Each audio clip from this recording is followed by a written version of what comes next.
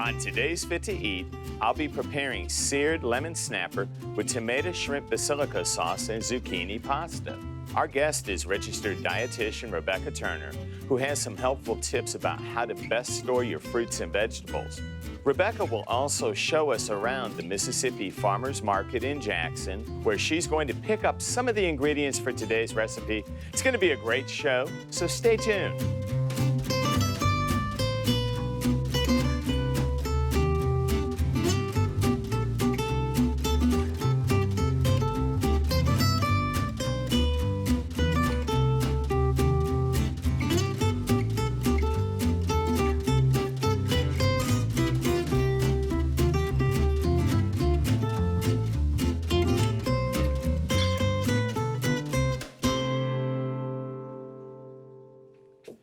Welcome back to Fit to Eat. I'm your host, Rob Stinson. Today we'll be preparing seared lemon snapper with tomato shrimp basilica sauce and zucchini pasta. As always, we love using fresh and local ingredients, and one of the best places to find them is your local farmers market. So before we get started with our recipe, we're going to travel down to the Mississippi Farmers Market in Jackson with our guest, registered dietitian Rebecca Turner. She's going to pick up some of the ingredients we're using today, as well as tell us why she loves shopping at farmers markets. Check it out. Hey everyone, today we're here at the Mississippi Farmers Market where vendors and customers from all over the state come to find the freshest produce possible. So let's take a look inside.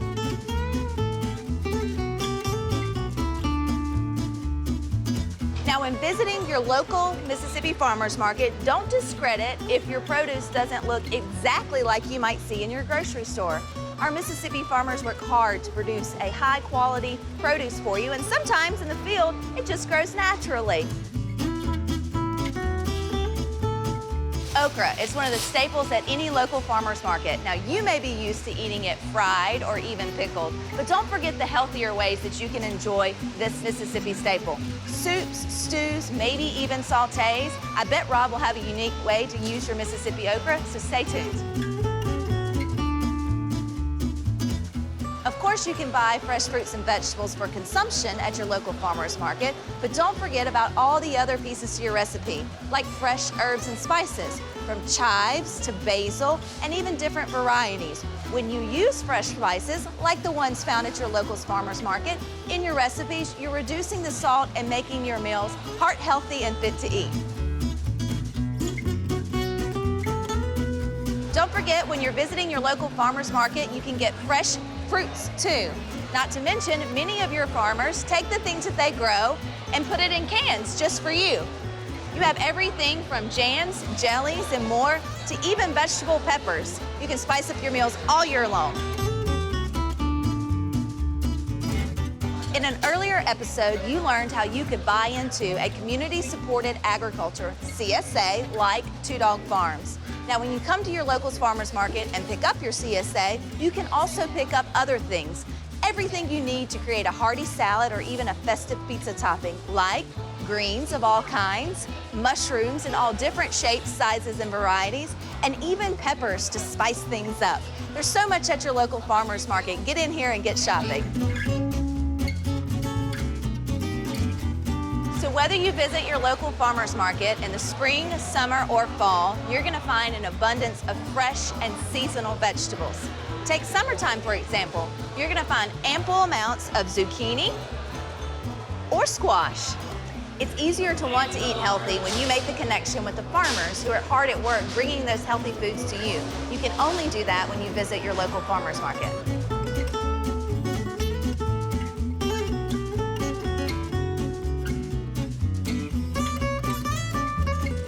Now that we have all the ingredients, let's head to the kitchen.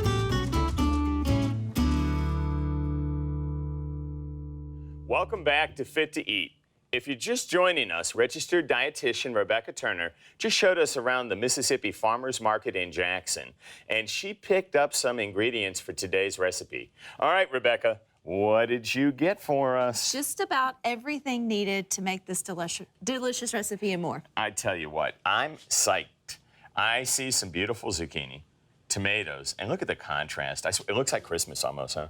red and and green. You can green. even get some of your herbs and spices at your local farmer's market. Yeah, I tell you what, and that's really neat too, because we're using, look at this beautiful fresh, that's parsley.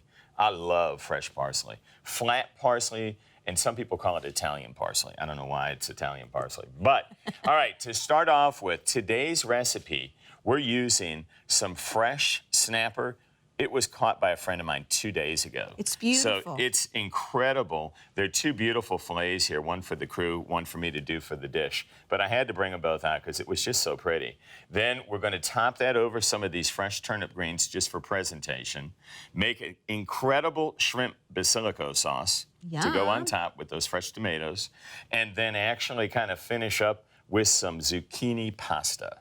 And the zucchini pasta is going to be made from zucchini, not that zucchini is with pasta. So, gluten-free. Gluten-free? All right, so I'm going to start with that, just so we can get that done first, because this is kind of tricky. So we have a little spiral cutter here. We're going to place in that hopping piece of zucchini, pop the lid on this, and then literally just spin and see if we get some beautiful pasta-like zucchini. And if you don't have the fancy contraption at home, you can always pick up the handheld one at just about any grocery store now near the vegetable aisle. They have them everywhere. You know, any superstore is going to have them, and it really, really makes for a great alternative rather than loading up on carbohydrates. You know, and we always are talking about that. But let's see how it came out here. So, oh my gosh. Beautiful. Huh? Is that incredible? Look at that. That's perfect. That's all we actually need. And you see, that was just one piece of zucchini. That is utterly amazing. I love just to have fun doing something different like that. Well, your kids are also more likely to eat vegetables when you can give them a different twist. Pun intended. So we're going to save these for later in the show, because I'm going to do what would be a classic Italian. This is almost like an Italian dish with the shrimp basilico sauce. But we're going to do some zucchini pasta where it's got garlic, Parmesan, some fresh basil, just a really great little light dish. And if you did choose pasta, just make sure you use whole wheat pasta at home if the zoodles aren't for you. Right, absolutely. So let's get started though on the fish. We're going to put this in the pan, and I've got this pan kind of hot. About a half a teaspoon is all we need. And Rob, I've learned from you over the years, you use olive oil or canola when cooking on the skillet. Do not use your extra virgin. Absolutely. It's just such a waste to use really good, expensive olive oil. Now, we're going to pepper crust the fish. They look so pretty, I couldn't see. They are so pretty. I was afraid the one to get lonely, you know what it really was. But anyhow, all right, so then we're going to take and put a little paprika. That's not cayenne. No, not cayenne. Boy, would that be something, huh? So let me take that, and we're going to place one of the fillets right in that pan. And I'm going to put it face down. Ah, I hear that sizzle. And let it go a little bit, okay? Are there any tricks to shopping for fish? You know, I look, and this is what I try to tell people. When you see a fillet of fish, look for the bloodlines. If you see a vibrant red color, you know, and then if you get the opportunity and you're in a fish house and they'll let you see it, how it feels. It should never feel slimy, and I hate to say it that way. But that's a good tip, But though. I tell you what, I mean, this is snapper that we're doing, Snapper. but we could have trout. You could use catfish. Farm-raised catfish is great. So watch what we're going to do on this. So I've got a spatula over here, and I'm really just kind of turning it and flipping it. That didn't take long at all. No, it's not cooking. It's going to cook back over. But what I want to do is throw some lemon in the pan, and then we're going to throw some whole onion rings on the fish and around, because we're really just going to cook this with these onion rings, and it makes for such a pretty presentation at the end. And probably flavor, too. So is the lemon doing something special to the fish, Well, or is I'm it going just to let for flavor? it will cook into the fish is exactly why we're doing it. And I'm going to put some on each side. Looks like a lot to be in there, but you'll see at the end it'll make such a pretty presentation. And don't forget, you eat with your eyes first, so that's You important. know, and eating healthy, if people feel like they're sacrificing in some way, I love to make the food look so pretty that they'll absolutely not feel they're suffering, you know? I mean, You're and not it really, suffering No, when it you're really eating is your true, vegetables. though, and I know, but you know how it's... Trust me, It's yes. hard to get people used to eating something healthy. So now what I'll do is come over here and just kind of flip these. You notice I'm not going to touch the fish right now. You're just letting it do its thing? Yeah, and I'll tell you why. If you move it around too much, the fish can break up, And all I want to do is get the flavor of this lemon and onion into the fish. And you don't move it. It's going to be probably about 4 minutes that we're going to leave it like this. And all I'm trying to do right now is just kind of break all this apart. See how the onions will stay together. And I tell you what, I know nobody's going to ever remember all the recipes. Exactly. Period. So go to mpbonline.org/fit-to-eat, and you can find all of the recipes in their entirety. And I think it makes it so much easier. So the inner piece I'm going to take out there, but we got so much good onion in there. We got plenty of flavor. Sliding around, and you see what I did by that is making sure the fish wasn't sticking, and that's important. So now we're going to delicately get underneath that fish, and now I want to turn it right onto the onion. Ah, so then it cooks into the, it's not sitting just directly onto the pan, and that's okay. Yep. Now, you're using beautiful red onion for the color, but could you use something you already had on hand in your cupboard? Absolutely, absolutely. It's just, and I love, you know, maybe I'm crazy, but it just seems like they're a little sweeter, you know, when they cook, and they caramelize a little bit better than some other onions. Yeah. So it makes it kind of fun. So we've got our zucchini pasta ready. What we're going to do on that is toss it, like I said, with some oil, garlic, Parmesan, a little bit of parsley, and it'll be simple. Then we've got this beautiful shrimp basilico sauce. Which you said is Italian origin, correct? It really is. But And all right, basilico sounds fancy schmancy. It does. It's basil. Oh. So look at all this beautiful basil.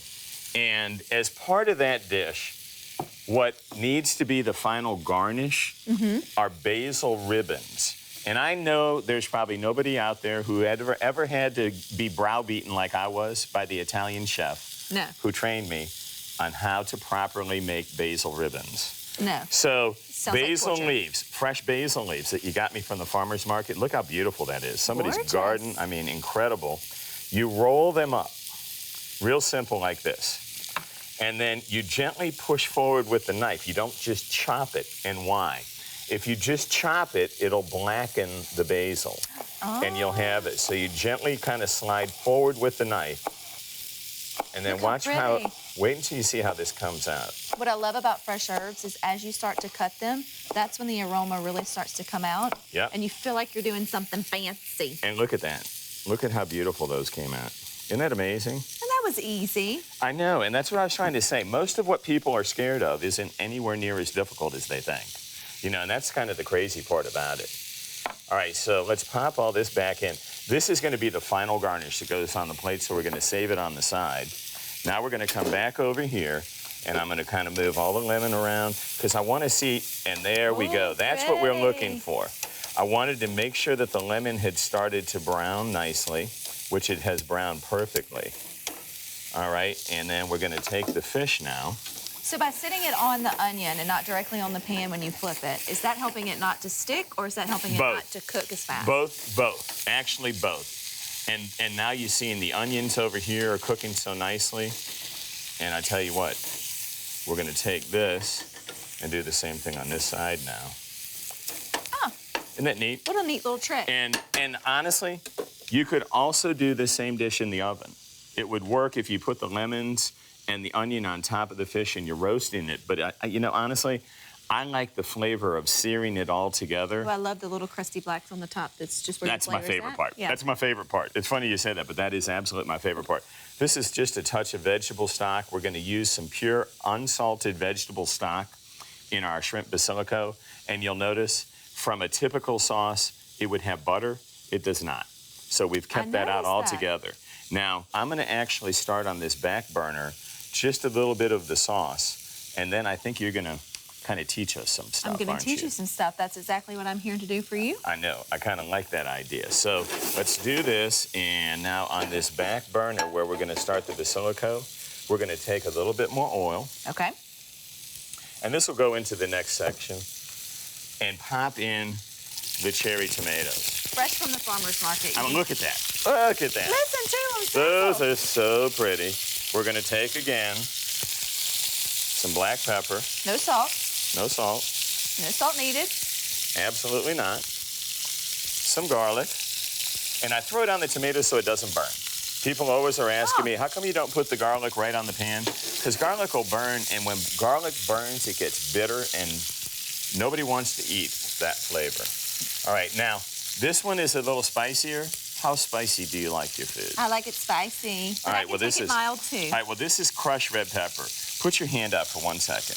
I'm going to show people just that little bit. Go ahead and throw that in the pan. Just that little bit is enough to make it what I would call mildly spicy. So we're throwing the rest in. Yay! You know what? I think right now, throughout the season, Rebecca Turner has given us all kinds of helpful tips and tricks on how to eat well. What have you got for us today, Rebecca? Getting fresh produce home from the farmer's market or grocery is only half the battle. Next comes keeping it fresh and safe to eat. Now, some vegetables and fruit need to be stored in the refrigerator. Others need to ripen before being placed in the refrigerator, and some are just best stored at room temperature or in a cool, dry place. Take zucchini, squash, or even root vegetables like potatoes and sweet potatoes. Onions and even your garlic should be stored in a cool, dark, dry spot outside of the refrigerator. Try a cupboard or even a root cellar. Now, for the best tasting tomatoes, store them at room temperature away from direct sunlight. This will help them ripen evenly. Now, once your tomatoes are ripe, they can be placed in the refrigerator. For all other vegetables or fruit that go directly into your refrigerator, you need to be aware of moisture. Now, moisture is your produce's worst enemy. Now, you can combat condensation and moisture with airtight containers and just good old paper towels. Remove your produce from their plastic bags and place them in an airtight container. Next comes just a simple layer of paper towels. Make sure you cover your entire produce really well and the lid on secured and tight. Now, here's the trick. Once you get it together, make sure you flip it and store it upside down. That way the moisture seeps to the bottom of the paper towel. Once you take it out to use it, replace that paper towel as you feel it becomes damp or needs to be changed. If you do this weekly, your fresh produce will be safe and fit to eat. Thanks, Rebecca. And don't forget to go to mpbonline.org/fit-to-eat to get all of these great recipes. At any time, anywhere. All right, so we're going to put this pan back on, toss our shrimp in to make it the shrimp basilico sauce. And I tell you what, I thought I would only have small shrimp. I found some beautiful shrimp, so I thought, what the heck. Now, basilico would not be basilico without basil. Beautiful. So you throw this in, and I told you earlier, if you put it in early, it may brown some. It's the intent from this point on this one, because it's in the sauce, and we have that beautiful, don't forget those beautiful basil ribbons to use at the end. Now, if we don't have access to fresh shrimp, is it okay to get frozen? I don't care what anybody says. Look where the shrimp come from. Wild caught, wild American shrimp. Find out where it's from, for crying out loud. I mean, there's no controls on this. Spend a little bit more money. Might be $1 more a pound. It's worth it. It's worth it. It really is. For your family's sake. And watch, look how pretty that is, huh? It's gorgeous. Okay, so in this pan, we're gonna do one other thing here. We're gonna take and put a touch of oil and these beautiful little bases that the fish is going to go on of turnip leaves. Ba-boom! I know I get you there. I like to do it like that because what's going to happen is it almost crisps up the turnips. And look how quick it is. Look how brown it is because that pan was so hot. I love you didn't have to slice it, you didn't have to cut it, you Nothing. just literally put it in the pan. And you'll cut this almost like it's a perfect, like broccoli, like you have to cut up broccoli at times. But I mean, look at how pretty it is, and you see the vibrant colors? That means it's full of nutrients. That is done, and it is done, and our pan is still ready to be used because we're going to use that. So let's finish this sauce now. So typically in a restaurant, if you were to order this kind of sauce, butter is probably going to be the main base, right? It would be. It really would be. So we're changing that, and we're using a salt-free vegetable stock. And how are we going to get it to kind of be creamy? A little rice flour. And you just sprinkle it lightly around. And watch how easy that is. And would you turn that flame off on that one for me? And now you see, and what I'm going to do is add a little bit of white wine, which is going to cook out. Could you use white vinegar if you just don't have wine at home? No, I'd use water. Okay. I would use water because the vinegar will give it a sourness that you may not want. All right. And if this gets too thick, you notice we have some extra stock right here. And I love the basil and the key ingredient in this sauce. So we're going to keep that here. So now we're going to actually do our zucchini. These are the noodles that we made earlier, right? I know, look how pretty. It looks like pasta. And it looks like you spent all day in the kitchen making that happen. I know, can you believe it? And it was done that quickly. Now this is kind of a fast. In Italy, the chef I trained with used to say, shway shway, baby, shway shway. I've tried to find the translation for that, thinking it must mean fast, fast. Cannot find it. So we'll run with it. But he used to always tell me shway shway, so I'd be like, fast, fast, fast. Yeah. But I tell you what, I take it to heart as salute, down on the coast in a restaurant, because it's fun to be able to really focus in and kid around with the kitchen crew the way he did me. And it brings that authenticity, I think, to the food. And you should always have fun when you're in your kitchen cooking. Fun no matter where it is. I think people take it far too seriously. Okay, now this one, we put that little tiny, and remember, that wasn't even a half a teaspoon, even less. Throw into that hot pan your zucchini. Gorgeous. We're going to toss in about a tablespoon of garlic, because this is really the only main ingredient in there. Then, of course, black pepper, no salt. You guys are getting used to that, I hope, by this time. And hope you trust us, too. Your food can taste good without salting it. It really can. And watch now. And this one is just so much easier than what you'd normally think of as a pasta dish. So we're going to toss this in here. And I've saved some of that stock. And it's a great way to steam and cook these. But we're going to let that kind of go, get the heat back up a little bit higher again. I'm always so impressed just how quick your recipes on Fit to Eat take, Rob, because it seems like you spend so much time in the kitchen to make something as beautiful, but you just don't. You don't. You don't have to. Now, while we're doing this, we're going to take our snapper and put it right on top. And then this sauce kind of goes around the edge with the lemons. I actually eat those lemon rinds. Some people think that's crazy. I don't. I like it. I'm sure they're softened just enough. Oh, and I mean, they're delicious. That's why I like to kind of brown them. That one's a little bit more. That's probably going to be my favorite. But I keep it on the side, and you'll see why I'm doing it like that. And now, over here, let's hit a little bit of our stock. Now, as a dietitian, I'm always excited when people eat more seafood, like what you have here, because it's so heart good. healthy, super lean protein. And you got to remember, we have this beautiful sauce, and it looks like any other sauce like that would be a butter sauce. You know what I'm saying? Where you'd be getting all of that fat. Right. That looks like a shrimp scampi sauce. It's a good way to keep your favorite dishes in your diet without having to. There's no doubt about it. And I mean, that is really the key to that dish. And I'm going to take and add a little bit more over on the side all the way, because it's going to cook right out. We've got enough of our veggie, of our basil on top. Don't forget too, huh? You got your topper. We get to make it so pretty. Let's move this over here, because we're going to go ahead and finish. I think I'm going to turn it like this. All right. So now we have our pasta. We're going to set it right onto the plate like so. Okay, and then the dish is really finished with this beautiful shrimp sauce, but I want to bring it back up to temperature a little bit. And then we've got Parmesan. Well, it couldn't be an Italian dish without a little bit of Gotta Parmesan. have a little, and honestly, this is what you can do kind of sparingly, but I want to show you what I do with the parsley at the end. So you got Parmesan and fresh chopped parsley. So you got this kind of as a garnish around this part of the plate. And it makes just, like we said, you really eat with your eyes. You really do. You really do. And I mean, the sooner the people realize that, the better.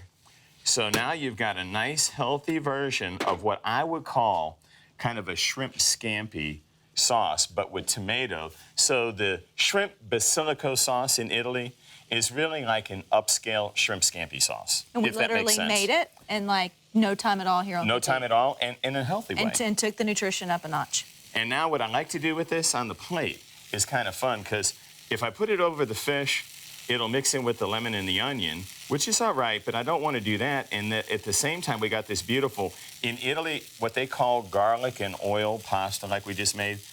And this is a tricky one. It's aglio. Aglio. So it would be pasta aglio, which just means garlic and oil in Italian. It sounds so fancy that way, you know? Sounds so fancy. All right, so right now, then we'll just take this, and I put some on the fish, and I let it drape over into the pasta. And I tell you what, we can turn this burner off, and don't forget what we had to finish it now. So you got that beautiful fresh parsley from the farmer's market there.